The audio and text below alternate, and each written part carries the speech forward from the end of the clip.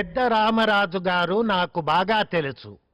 ఆయన చాలా మంచివారు. కానీ వీడు మరీ అరుంధతిలో సోనీ సూద్రా తయారయ్యాడండి. It's okay. ప్రవీణ్ తల్లిదండ్రులు చనిపోవడంతో గారాభంగా యువరాజులాగా పెరిగాడు. లైన్లో పెట్టడానికి జమీకి దూరంగా ఇక్కడికి పంపారు. కానీ వాడి బిహేవియరే బాగలేదు. ఎలాగ సార్? తాతకి ప్లస్ ఆస్తికి దూరం కావడానికి మనము ప్లస్ చదువు కారణమని అతనికి కోపం. తాతగారు పోయినా ఆయన ఏర్పాటు చేసిన గార్డియన్ కమిటీ ఇన్నాళ్లు నయానా భయానా చదివించింది.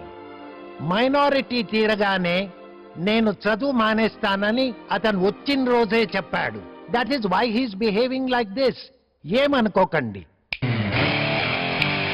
మమ్ములను పిలిచి తిరట బాయ్, మాతో మీకేల పని? నాన్సెన్స్. ఒకవేళ అవసరం మీదైనను మీరే మా వద్దకు రావాలి కదా.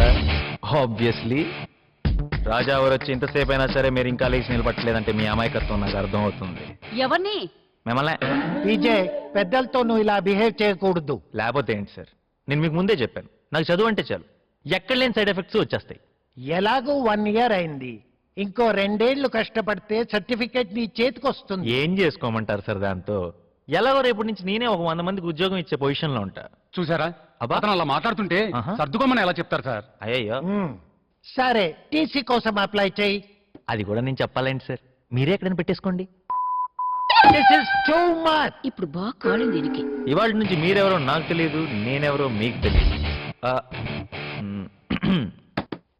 కాలేజీకి ఏమైనా డొనేషన్ కావాలంటే బంగ్లాకి రండి, విసిరేస్తా. ధీరా బండి. Start PJ. Your attention please. PJs all the way.